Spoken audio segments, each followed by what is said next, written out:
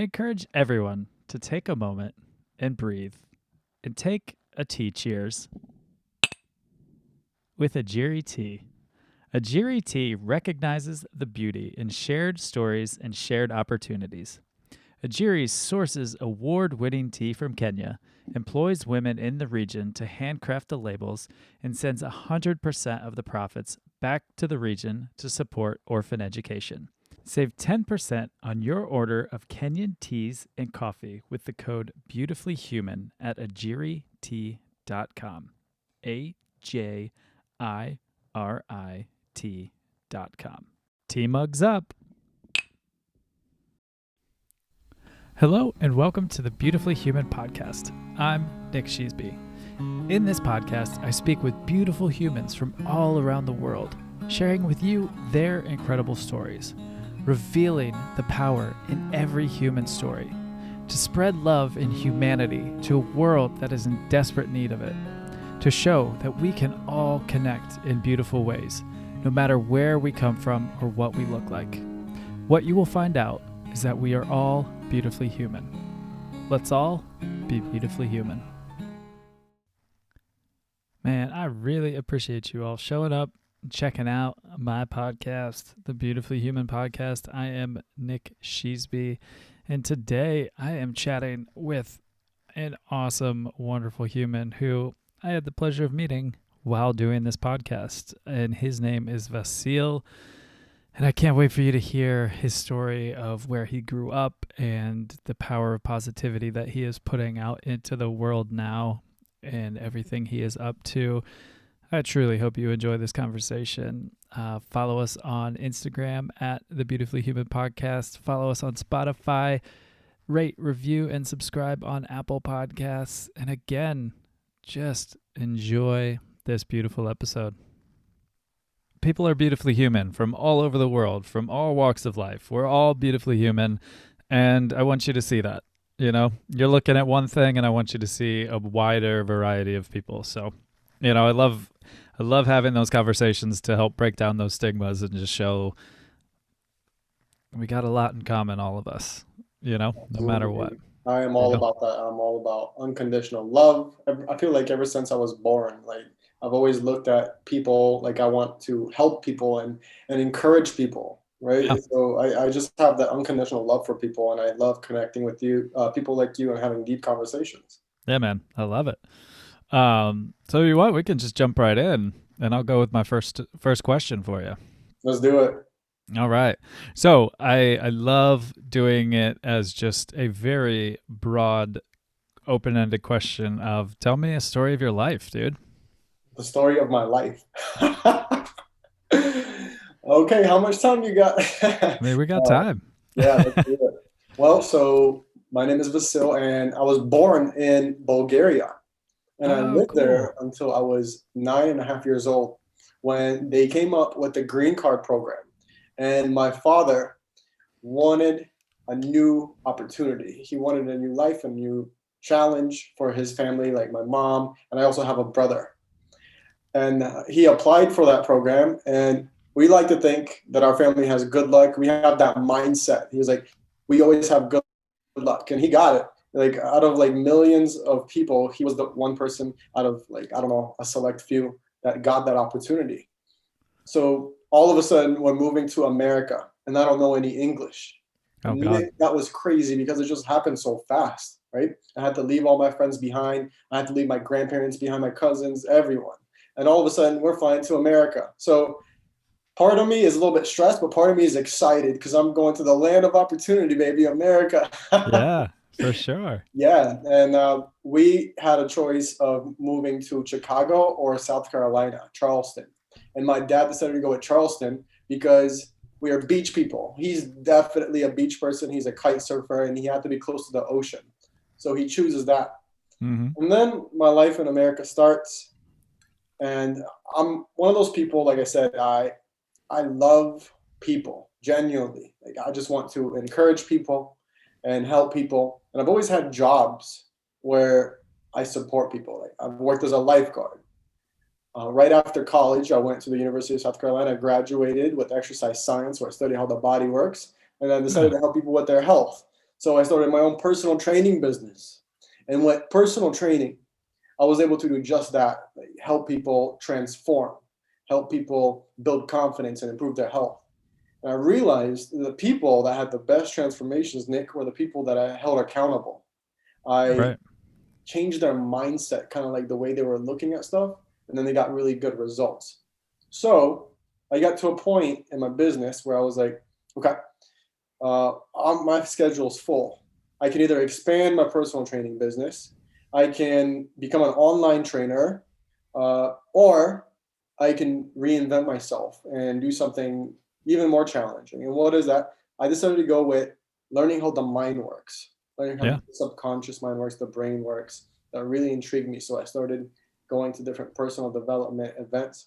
And right at that time, I had a couple of really difficult things happen to me. I was in a great relationship. My job was going well. And all of a sudden, at the gym, I ended up actually hurting myself really bad to where I herniated a couple of discs. Yikes. Yeah. How, have you ever experienced like horrific pain? Probably not in that level of it. No, I'm just gonna go with no on that It's one. pretty bad. It's pretty bad. And at that point, I also had no insurance because like my whole life I Mm, lived really healthy, so I never sure. went to the doctors. Yeah. And I started going to physical therapists, massage therapists, chiropractors. The pain was not going away for months and months, and it actually started getting worse. So they recommended I have surgery, and it got so bad that I was like, I was living in so much pain that I couldn't even like work out anymore. It was hard Mm, to sit for a while. It was hard to lay, stand. Everything was getting challenging. I could basically just walk at this point. And doctors were telling me, don't bend over, do this, don't do that. Now, while I'm going through this physical pain, my relationship had taken like a little turn and we both decided to go our separate ways. And because that relationship was like, it was an important relationship. Like I've had many relationships in my life, but this relationship, it was the first time I fell in love.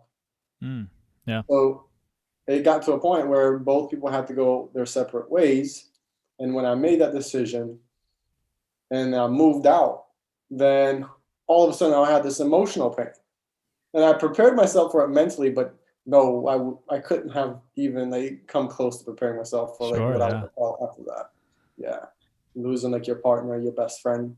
So I was living with this physical pain, emotional pain, mental pain now, and I went from somebody that's really positive and real supportive to I kind of lost my why, Mm, and I yeah. started thinking negative, and I was just like living in so much pain. It's like, is my life ever gonna like go get even close to what it was before? Like I lost love, I lost like my ego, I can't work out, like I lost my identity, I'm living in pain. What am I gonna do? So I started going down this downward spiral, and I realized it was getting pretty bad when I started having suicidal thoughts throughout the Mm, day. I was like, what's the easiest way to die?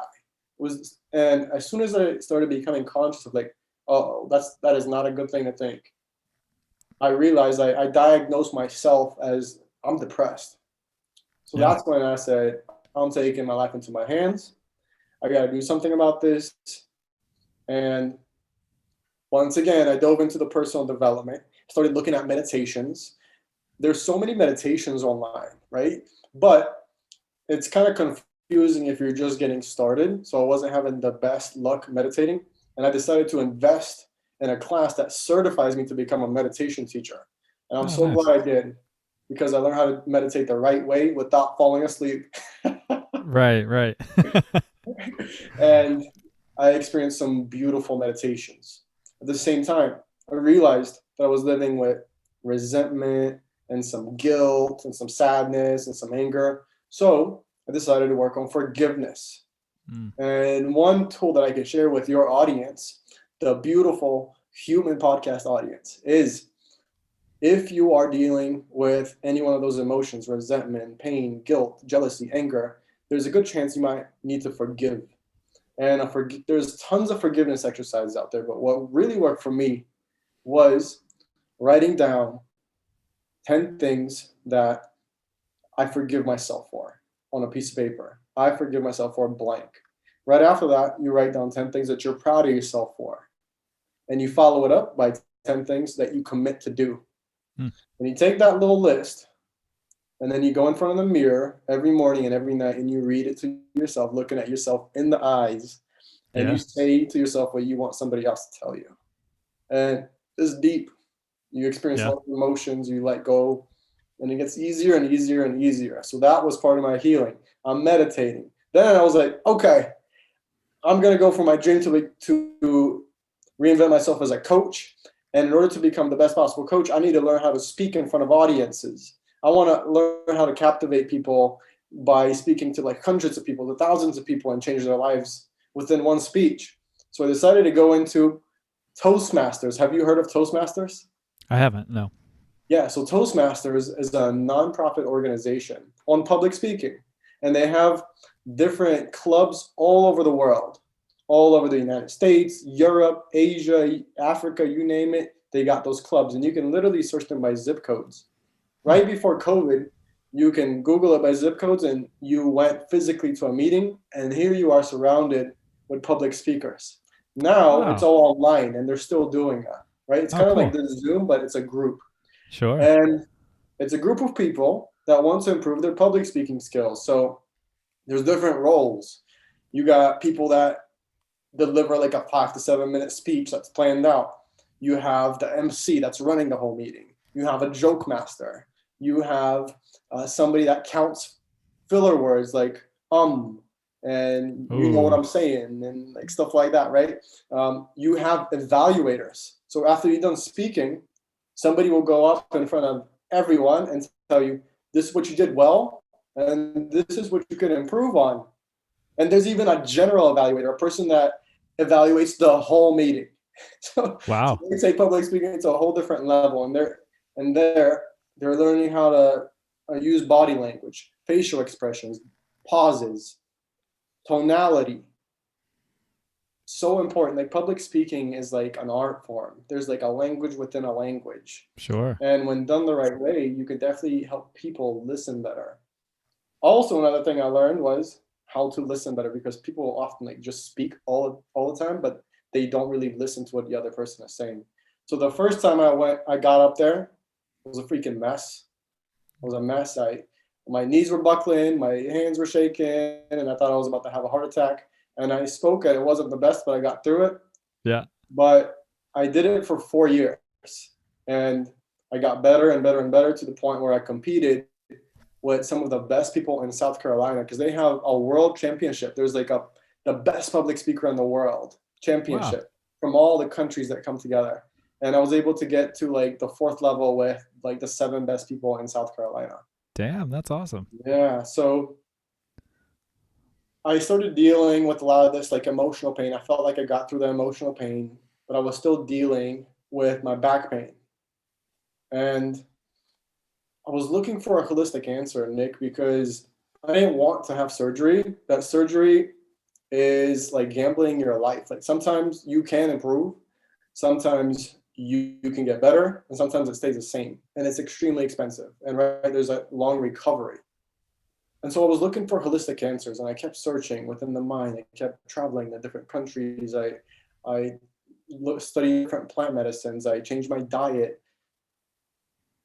I would get better, I would get worse. I would get better, I would get worse. But I noticed like a lot of times when I went to different countries, all of a sudden like my back pain would sometimes even like completely go away. It's Hmm. like, what is this about? So then part of my transition from personal trainer to coach to transformation life coach, I decided to get certifications to make me stand out. As you know, right now there's a ton of people that are in the life coaching field online. Everybody's a coach. Yep. But I wanted to kind of like distinguish myself a little bit. So I went to a company called Transform Destiny, and they're one of the most incredible certification companies when it comes to NLP, hypnosis, and coaching. And I got my certification through there for NLP. And there, I actually met my current partner and I fell in love again.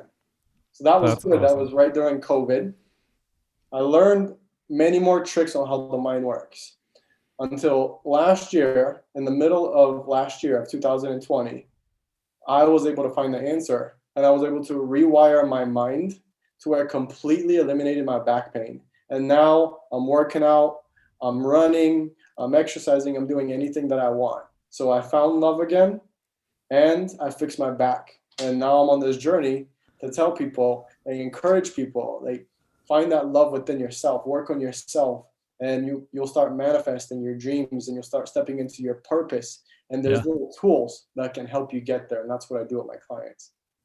Dude, I love that. I mean, what a good, I mean, what just a powerful story, but also that you found love again. And, that with this journey, you got to touch all of those aspects that were hurting you. Because a lot of people get to a point where it's like, okay, my mind's better, but like now my back's still better. It's like you got to encompass all of that, and now you're giving that to people, and that's such a powerful gift for people. That's so Absolutely. rad. Um, you said Bulgaria, that intrigues me. How when you were growing up there, what was it like growing up there? What was it like growing up in Bulgaria? That's an interesting question. Well, so it's Eastern Europe. It's right next to Greece and Turkey, and the food is very similar to like Greek culture. The music is too. It was beautiful. It was a beautiful life. We lived in Varna, which is right by the Black Sea, Oh wow. and just like my family was there. You can there's so much public transport, buses, taxis that were cheap. There's amazing nature, mountains, hiking trails, the sea. And my grandfather actually has a villa in the mountains where you can kind of see the Black Sea when you're in the villa. And so Oh wow. I grew up like he farmed, he had animals, he had all kinds of vegetation, and it was just I loved it. Yeah, it was a good time. That's so cool. I have wanted to go to Bulgaria for a long time. I did a trip from Istanbul all the way to Prague, and I did like Slovakia, and like we didn't make it there, but we went to Romania and Hungary, and we did all kinds of parts of Eastern Europe. So I've always had a very special place in my heart ever since I went there. And the reason I ask about that is because part of my mission with this podcast as well is to just show what it's like in other places. It's not just like some like country that doesn't know what to do with life. It's like, no, life really happens there, and it's beautiful life. Oh my God, yeah. I saw on your Instagram profile with you and Lindsay, right? You Yeah. guys are travelers and you've been to so many places. Yeah. This is probably one of the reasons why you want to talk about this, because I've noticed that too. Like the more places that I travel, my mind's eye opens up. I'm seeing people in different cultures and people are happy. Like there's happiness and misery everywhere, like no matter Right. what country it is, but you just learn so much from other people's cultures, and it's so much fun stepping in the unknown where like there's like a different language, and there's the system works different, the government works different, the money's different, like, and you're in Yes. there and you're learning, but it's incredible. Oh man. And not that it would like solve everything, but I just think if people would go and just have those experiences and get a little bit uncomfortable, because I know it sounds weird and I say it a lot though. I really enjoy going and getting a little uncomfortable of just going, "Oh shit, how do I figure this out? What's the money even look like? Is it 20,000 equals one?" And that's not even meaning like our $20,000. It's just a $20,000 bill. Like that's a little weird coming from this country when you see something that says like 20,000. Like to me, I'm like, hell yeah, I wish I had a $20,000 bill that I Yeah. could just throw down. That's pretty rad. But you know what I'm saying? Like it's so cool. And like getting into a cafe and you're sitting there and then language is just swirling around, and it is just so cool. Like I do wish that I could speak every language with every single person so that I could sit down and speak with you in your native tongue or someone in their native tongue. But I love getting lost and just like listening to those languages. It's so Yes, beautiful. yes, yes, yes. And then once again, you can, when you travel, you see that people are beautifully human. You Totally. can just talk to anybody from any place, any city, and have a heart conversation, and they'll tell you interesting stories about their life, and they're interested to know about your life. I feel like there's this limiting belief of people that never travel. I've definitely met people that have never left the city that they were born in, and they have this mindset where it's like it's real dangerous to leave America, right? But yeah, there's absolutely some places that are dangerous where you don't want to be in. But for the most part, the places that you've heard that are not that they're not that bad, and there's actually beautiful people there that you can have incredible conversations with and make lifelong friends with. Yeah. I mean, I can't tell you the amount of times I've been to countries like that where it's like, "Ooh, are you're really going there?" And I'm like, "Yeah." And then you get there and like the people. I mean, we did the Baltic states, Lindsay and I, um, early 2020, and any like there's a lot of places in the world that could be really pissed off about their history, but like those are countries that have been countries on their own for 30 years, so less than shorter time as a country than I've been alive, which is crazy. And they could be really pissed off about their history. But man, they were so loving and just ready to say, like, "Ooh, can we show you this?" Like, we were in Kaunas, Lithuania, and it was so amazing. We made such good friends, and they would just take us around. And it was like the pride that you see there is brilliant. Yeah, I love it. Absolutely. I agree with you so much. One of my favorite places that I've ever went to is Japan. From all the Oh, places that I've been to, that I felt like that was a completely different world compared to America. Like everything worked so different. It was so fast paced, but at the same time, there was so much respect in their culture. There wasn't a piece of trash anywhere in any city, right. anywhere. The place was like spotless, and people had so much respect for each other. When I would go travel and go to the underground, the rail system, people would give up their seats for the old people. And one thing that was interesting, it's not like if you go to New York, it's really loud. But when I went to Japan, crickets, nothing, nobody, even though it's full of people, and Yeah. everybody's listening to headphones. And I was like, that's interesting. Why is that? It's because they want to respect each other's privacy and space. Ah, wow. Like, Yeah. wow. Yeah, it's a whole different that's a whole different mindset than here for sure. It's like, "Oh, yes, we are in public, we're together, but like we're going to take care of each other." Like give that person their space cuz I want my space. It's a pretty simple dynamic, Yeah. like when you think about it. So when you got here, how did you end up learning English? Well, I didn't know any English when I came here, and they put me in fourth grade because that's where I was supposed to be. I was supposed to be in fourth grade. I just finished graduating third grade in Bulgaria, and they just put me in normal classes. Plus, I had English as a second language extra classes. So I had a Mm, teacher that specialized with that, that would work with me 1 to 2 hours a day, and then I had plus all the regular things.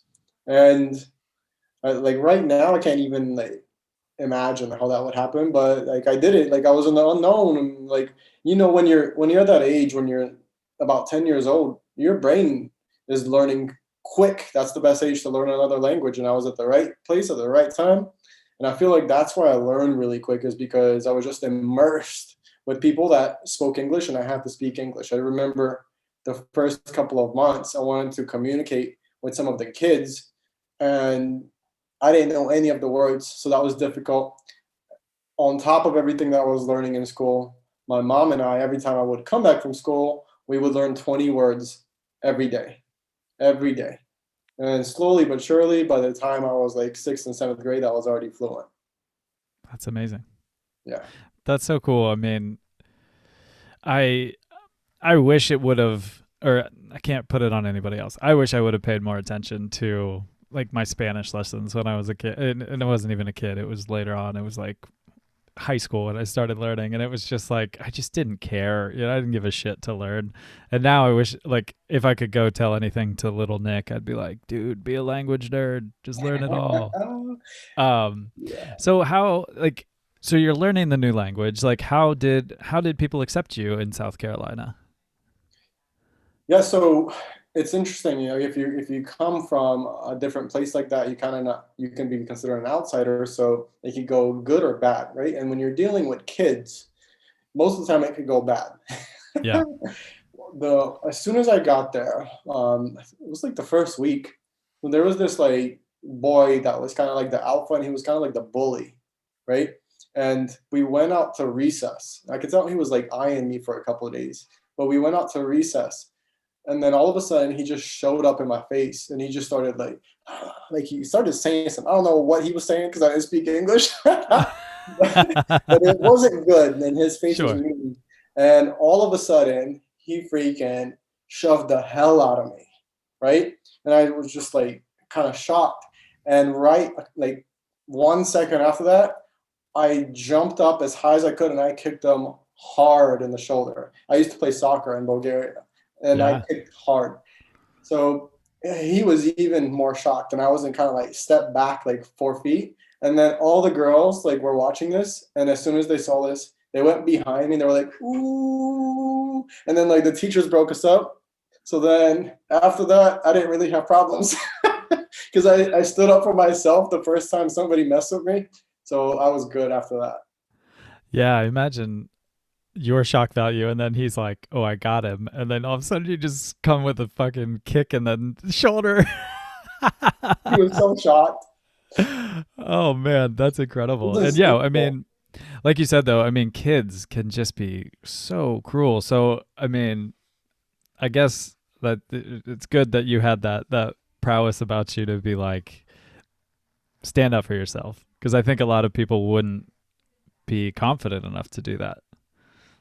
I see. I don't even that it happened so fast that it was like instinctive. I didn't even have time to think about it. It was like somebody's hurting me, I'm pushing back, and it happened within like a few seconds. So I don't Yeah. even remember thinking about it. I just like somebody hurt me and I hurt them right back, and it happened quick. Yeah. That's crazy. What a good story. So, besides English, do you how many other languages do you speak? Well, like you, in high school, it was mandatory that we take another language, and I decided to go with Spanish instead of French. Hmm. And I also half-assed it. Yeah. And so as a result, I speak Spanglish. Yeah, yeah. Yeah, and then in your native tongue, do you still speak your native tongue? Yeah, Bulgarian, definitely Okay. Bulgarian. Bulgarian is very similar to Russian. It's kind of like Okay. it uses the same alphabet, the Cyrillic alphabet, which has just a few more letters than the English alphabet. And if I spoke to a Russian person, I wouldn't be able to communicate 100% and know what they're saying because the words do change. But there are some words that literally sound exactly the same. Like da means yes, and ne means no in Bulgarian and in Russian. Gotcha. Okay. Yeah, I have a friend who is from Denmark, but he lives in Norway now, and he said kind of the same, where it's like similar, and he's like, if I switch some words around, it kind of like makes sense, and I can get by. Yeah. I Huh. guess it's kind of like Portuguese and Spanish too. Yeah. Yeah. Do you still do you still speak Bulgarian often? So I speak to my grandparents and a couple of other family members in Bulgaria. I would say like every week or every other week, and I Oh wow. practice my Bulgarian with them for sure. So yes, I still speak it, but I would say I wouldn't be able to use big words, big vocabulary words in Bulgarian, but for the most part, I can communicate pretty well. Nice. Another thing that I thought was very cool. I was living with my friend in Denmark, and he was like, I when he was hanging out with me and speaking English, he was like, "Man, I know English so well that I dream in English." And I was just like, "Oh my god, I didn't even think of someone that it wasn't their native tongue dreaming in another language." Do you find that true? Yeah, so for me, I definitely dream in English at that point, but I consciously I can't recollect when I started dreaming in English because in the beginning it was definitely Bulgarian for sure. Sure. But when did that switch? I might have to get hypnotized for that answer to come out. Yeah. I don't know. It was just such a crazy concept to me. But also very fascinating because I love how the mind works. I think it's such a fascinating, Yeah. especially with languages.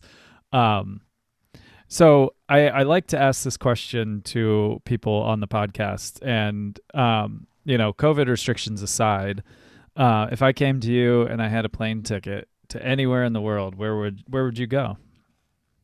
Bali. Bali has been calling me for such a long time because it has everything that I love, which is it has beaches, it has forests, and the third one, jungles. I've Yeah, been to jungles in Costa Rica, and jungles just take it to a different level. But Bali has all three. It's got like this holistic environment. It's got beautiful destinations. The locals would be incredible to talk to. You can just rent little scooters and mopeds and travel around the whole city for extremely cheap. You can find places to live for cheap. I mean, I know some entrepreneurs that have virtual jobs that get together like three or four people, and they live at such a beautiful like place in Bali with like a pool, and you got a view of the jungle, and you have maids, and you have like massage therapists, and it ends up being like 6 times cheaper than America, if not more. yeah, yeah. I would love to go to Bali. I had a friend who did quarantine there, did all of COVID. He just got back to the States Wow. 2 weeks ago now, something like that. Yeah, he was over. I forget where he was before, but when it all started, he was like, "Well, I'm just gonna go to Bali because I can get in." And then he and his partner just had a villa there for the whole time. Wow, that's exactly what I'm talking about. And another reason I would want to go to Bali is because I feel like there's a lot of spiritual entrepreneurs going there. So it would be a great place to connect with people like you and I, people that love nature, people that have a love for humanity and love that holistic lifestyle. Right when I was in my journey, I when I did the practice forgiveness, when I meditated, when I went into public speaking, after a while of doing that, I was able to find myself. And not only did I find myself, but I found unconditional acceptance and love for myself, where I reached a spiritual awakening. So now my mission is to pretty much raise the average human consciousness. Like I'm here to just bring love and gratitude and bring up people's vibration and contribute as much as I can. And we do it like this by speaking to people with you. Thank you for this because you're providing this incredible conversation that might ring some light bulbs and have like little golden nuggets in some people's minds, and Yeah. it's going to take their consciousness to a different level. So I appreciate you, brother. Hey, man, I appreciate you coming on and sharing all of that knowledge. And, I just see it as a ripple effect. There's a lot of bullshit floating around in the world. And, I've been through a lot, and, I have a powerful story. So I like to, I made it through a crazy experience. And so I know there's a purpose for my life. And, having these conversations, these deeper conversations with perfect strangers or people that I know. Like, I just want it. I want meaningful conversation, and I want to spread the love around. I want to put those ripples into the world. And yeah, someone listening can hear you speak and go, oh man, maybe I'll reach out, whatever. Or like this resonates and I'll tell this to somebody. And then all our conversation just kind of starts floating around the world, you know? Exactly. Sometimes the most beautiful conversations can stem just by talking to a stranger. And you and I are considered strangers because this is actually the first time we've ever spoken. Yeah. But like honestly, I see you as like my brother. To me, you're Yeah. not a stranger. You're just like another version of me. That's how I look at you. Yeah. Yeah, brother with just longer hair and, almost as close, almost the same beard. Yeah, much better hair. Oh man. So, one thing I was thinking about. So you said you speak with your family back in Bulgaria. What traditions and cultures did you grow up having with your family there? Yeah, uh, Greek Orthodox. So Okay. yeah, Greek Orthodox. There's big churches there, and then like, there's definitely some nice energy when you go into the church. It just feels extremely peaceful. Um, Man, it feels like tranquility when you walk in that church, and it's full of candles. And as soon as you walk in, you buy some candles, and you kind of have affirmations. Like I remember going there with my parents and my grandparents. there's many places throughout the church where you can, there's this like this sandbox, and there are different levels, and you can stick the candles that you buy, and you set intentions with them, like whatever they may be, whether it's for you, for your family members, for the world. And people just go and walk, and then and they put these candles everywhere, so you look and there's light everywhere. And there's just something so special about like a peaceful environment like that, with so much fire, controlled fire everywhere. So it was a good experience. Nice. Yeah, I is Russian Orthodox anything close to Greek Orthodox? Um, I'm probably not the best person to ask for that. Okay. I don't know. Just random. When you said Orthodox, it popped into my head because when we were in Estonia, there were a lot of Russian Orthodox churches, and we kept going in, and it was just like beautiful candles everywhere. I didn't understand what was happening because it It was in probably is. Estonian or Russian, you Yeah. know. Since it's Orthodox, it probably is like it's the same religion, but it's just from a different country. Yeah. Yeah. Um, did you grow up cooking with your family? Was that part of any Ooh, traditions? yeah. So I that's saw your smile crack, so I figure. oh my God. Definitely a different concept than when you come to America, like the typical blue collar lifestyle in America. In Bulgaria, the parents worked. Most of the time, the dad worked. Sometimes it was the mom and the dad. But for the most part, the woman had the role of like taking care of the house, taking care of the kids, cleaning, cooking, and sometimes both the parents worked. But um, it was you would have bread like for breakfast, lunch, and dinner as part of the breakfast, lunch, and dinner, and not just bread alone. And you would have salads instead of just starting to eat right away. Everybody kind of sits at the table, especially for lunch and dinner, and you eat salads while you sip on something, right? You're sipping on some kind of wine or brandy, just a little bit, and then you're eating salad and you're talking about people's lives and you're having fun. And then after about 30 minutes to an hour, you actually go into the main course, and it's so much fun. So there's much more time spent in dining together with the family. Then we come over to America. Now all of a sudden there's a lot more opportunities, but because more opportunities, there's more people competing, so there's more necessities, and people have to work longer hours. And all of a sudden, lunch and dinner is like this now, right? So Yeah. you're getting to see your family less, and I definitely greatly missed that in the beginning for a couple of years, for a while. But Yeah. Yeah, I can imagine. I was just thinking fast food culture of like you're running with your food and just like yeah, shoveling it in as you go, and it's like, man, when you get to those places that take those time, the time is just, it's just so beautiful, it's like my brother's a chef and he loves preparing and like preparing it in front of people and having people there, and I feel like that's such a cultural part of so many different cultures, not necessarily here, and when you get to those, it's so beautiful.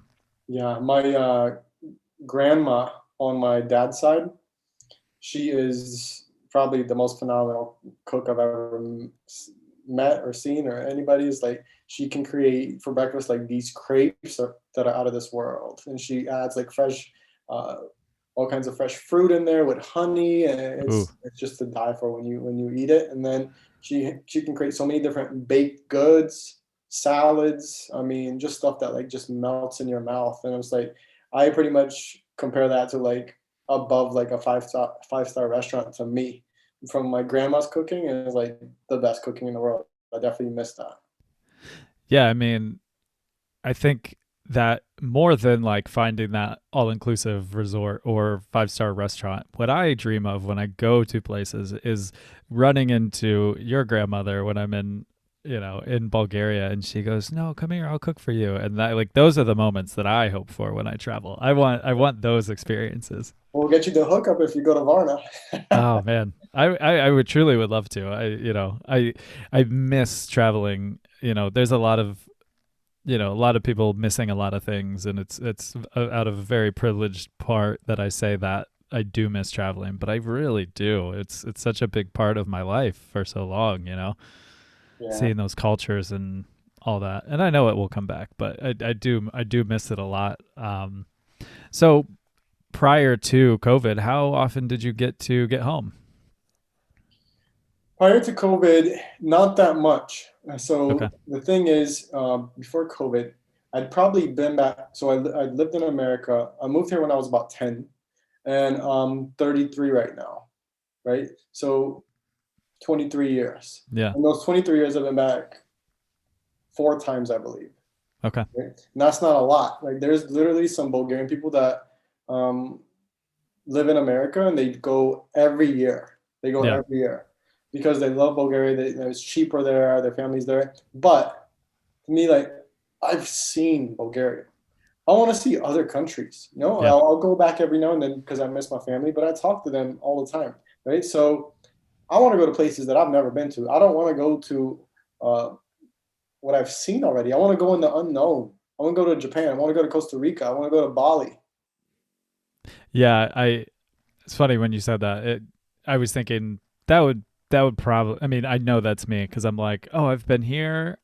I mean, do I need to go back?" Like I know I haven't seen it all, but there's so much. Like I have an app that tracks my travels by GPS, and then I could add like all my other travels from my tours, working with bands and whatever. And like I said, I've been very fortunate, but when I put it all in, it was like you've been to X amount of countries, and then it shows you percentage of the world that you've been to. And I was like, I think mine was like 16, which is amazing, but I was like, that's a lot that I have not seen. There's so much out there. That's incredible. Yeah, I think you're kind of like me. Like we want to, we're gonna be world travelers all our life. And Yeah, COVID can right now. I'm kind of like you. Like ever since it started, I haven't been to any other countries. There's too much of a risk. You have to be if you test positive, then you're gonna be stuck 2 weeks quarantining somewhere. That's expensive. Like that, I don't want to do that. I know people in that situation. yeah, But what I realize is there's so much to see in the United States. I've been to a lot of states, but I haven't been to a lot of states. There's yeah. many states, and I recently moved to Texas. Right, I lived in Right. South Carolina for 23 years, and now I just moved to Texas. Texas is larger than Bulgaria. Yeah, yeah, yeah, yeah. So there is so much to see here that I'm like, I'm falling in love with traveling again because on the weekends I can go to different cities and I can try new things, and every place is pretty different. Totally. Yeah, especially, and you're in Austin, right? Yes. Which is my favorite part of Texas. But Oh, yeah, I mean, it is vastly different no matter where you go to in Texas. You can find almost anything down there. Oh absolutely. man. And what took you down to Texas? Wanted a new chapter. I lived in South Carolina for so long that I was curious about the unknown in Texas and also the holistic spiritual community. There's a much larger community here than what I saw in Charleston, and I wanted to connect with more people that are like-minded. I wanted to go to a larger city. It's one of the largest cities in America, so there's a lot more opportunities. There's a lot more to see, and it's full of beautiful destinations like hiking places, lakes, rivers. Yeah. People are kayaking everywhere. People are exercising, running, doing yoga, meditating. I'm like, okay, I found my people. Yeah. Oh, I remember the first time I went to Austin, I thought that I was like, there's so many people outside. It was it's just it's not usual in in this country when I see that many people out. It was really cool. I really enjoy Austin. A lot of my good friends live down there, so always have a special place for it. Love it, love it. We'll have to link up when you visit your friends again. Yeah, definitely, dude. All right, I have two more questions for you, Yeah. and I always ask this to everybody, just like hearing everybody's answers on this. And the first one is, what would you want the world to know about you? Hmm. What I want the world to know about me, my friend. Well, I want the world to know that I've been able to overcome some odds that I didn't even think were possible. And it was with resilience. And if I can do it, you can do it. If you're living with a lot of pain right now, if you're living with so many different emotions, anger, sadness, if you're living even with suicidal thoughts, and it feels like you can't turn your life around. You can't even picture it. You're just living in that pain. It's possible. Even though you might not even be able to realize it, it's possible. There's two voices in your head all the time. One is that trap self, that lower self that tells you you're not good enough. You can't do this. It's all over. Forget about it. Don't do it. Stay comfortable. The other one is that voice that is the higher self, the heroic self. Step into your hero. That voice that tells you you can do it. Go for it. Go for your dreams. You need to do this. You should do this. And everybody has those two voices, and everyone gives power, more power to one of those voices. So when you're feeling down and low, you're giving a lot more power to that negative voice. And if you start really going within and you start finding yourself and you start practicing self-care on many different levels, like physical, mental, emotional, you're going to start listening to the heroic self more, and you're going to get closer and closer to finding yourself. One time I heard somebody say that the two greatest moments of his life were the moment he was born and the moment he found out why he was born, where he stepped into his purpose and he started living his purpose. So I feel like a lot of us on the planet would like to find our purpose and step into our purpose. And it really takes you understanding how your mind works a lot of times. And you can do it all. And if I can do it, you can do it. Yeah, that's so true. I like that. I like that quote. And actually, I thought of something while you were saying that I wanted to ask you. And what is? Are you a citizen here now? Yes, American citizen. Yep. Okay. What was your process like with that? I got it easy, my friend. So my dad and my mom, they had to, after the green card, they had to apply for the U.S. passport. Then they had to wait a while. I think they have to wait like maybe 4 or 5 years, if not maybe Yeah. six, something like that. And there was different processes through that. They had to go to Georgia to take a test. They studied a while. They had to study U.S. history, and they have to show that, hey, if you want to be a U.S. citizen, you should definitely realize like there's so many people that gave up their lives for this country, and you should know something about the country, how the country works. So they studied and they passed and they got the U.S. citizenships. And because me and my brother were young, we automatically got those citizenships too for life.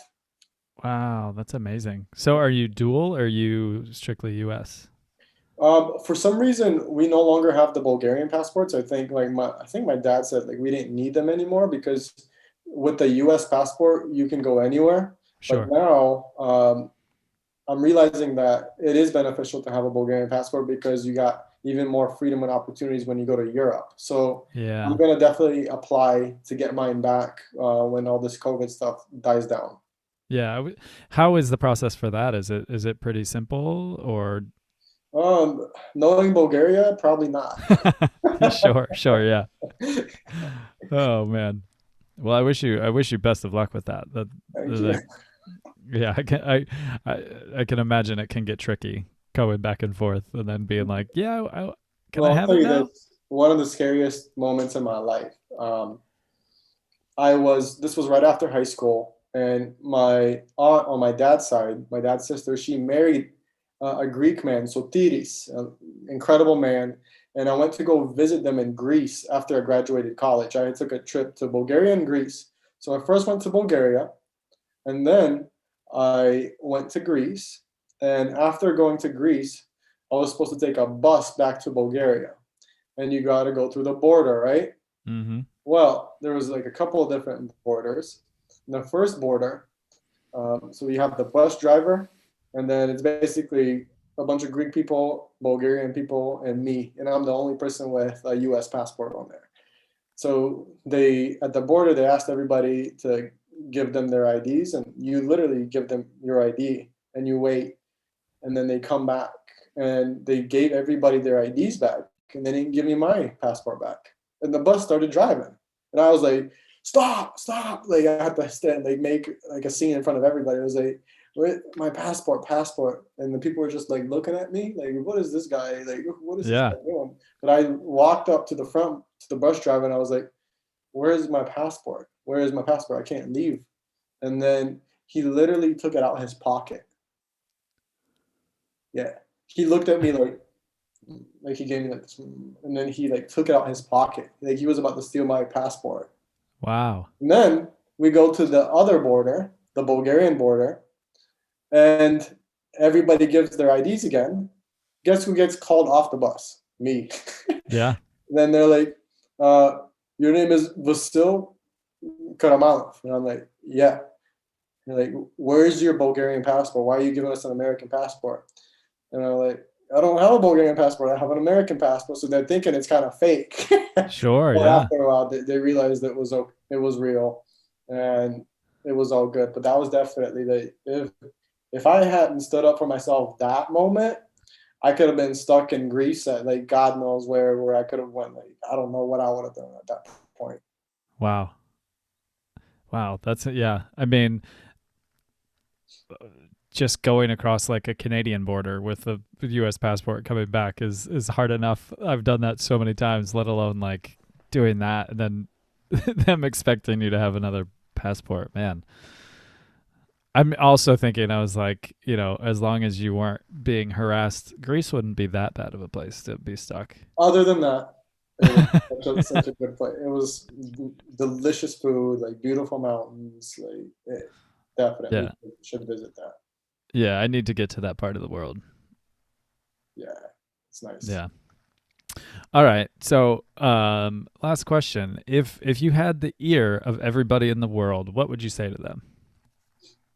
I would say go to my Instagram and go to my link on my Instagram because I right now am offering free time technique sessions. And what is time techniques? It's something that's derived from neurolinguistic programming. When NLP, we focus on the subconscious mind and the conscious mind, and we can have transformational quick results with people on limiting beliefs, on their lifestyle changes, on habits with just a few sessions.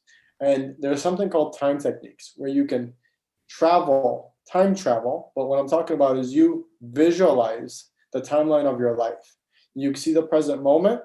You can travel to your future and visualize an event that you want to happen, or you can go to your past. And with this, we can target the conscious mind and the unconscious mind. And we can visit the first time you ever, as a human being, experienced anger, sadness, fear, guilt, and hurt. And why is this important?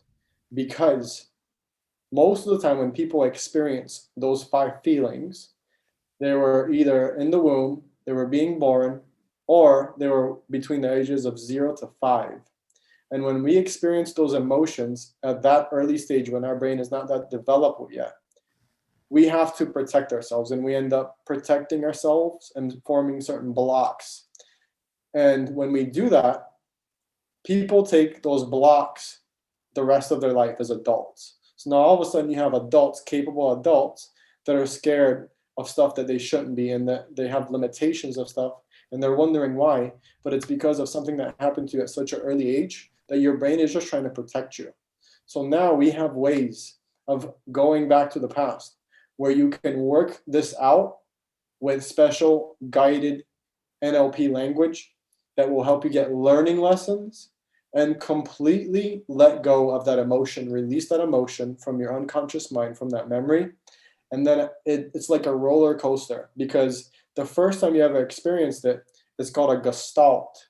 And from then on, you just start protecting yourself more and more and more. And you apply it to other situations that kind of remind you of that. But if you get rid of the first time that you ever experienced it, you can start eliminating anger and sadness and fear and guilt and hurt from most of your timeline of your life. And that just relieves people. They feel like a weight is lifted off their shoulders, and it just reduces so much stress for people, and they feel a lot better. And that's what I love to help people with. I love to help people just feel better and release those emotions. And right now, I have that on my Instagram, on my link over there. So you can, all you got to do is put your email in there, and I'll give you a free session. Fantastic. So, what is your Instagram handle so people can check it out? It's Vassil_Karamanov. So if you want to know how to spell my name, just look up the name of this podcast, the title of this podcast, and Nick, you're gonna have it on there, right? You know it. I'll Perfect. put it. Yeah, I'll have it in the show notes Perfect. so people can just click on it. Sounds good. Thank you. Awesome, dude. Well, I truly appreciate your time, man. It's been super fun chatting with you and hearing about all this beautiful work that you're up to, and also just where you come from in life, man. It's so rad. I love hearing about other cultures and all this beautiful work that you're up to. And I just thank you for your time and hanging out and imparting it on me and then with anybody that listens to this. So I appreciated the conversation. I loved it. And I hope you and I get to travel somewhere one day and have an adventure of our own. hell yes, dude. That would be fantastic. We will. We will. It will happen. That is for sure. All right, brother. Gratitude. Yes, man. And have a beautiful rest of your night, man. Thank you. Thank you for listening to the Beautifully Human podcast. To hear more beautiful stories from beautiful humans, follow us on Spotify and rate, review, and subscribe on Apple Podcasts. Follow us on Instagram at the Beautifully Human Podcast. Peace signs up.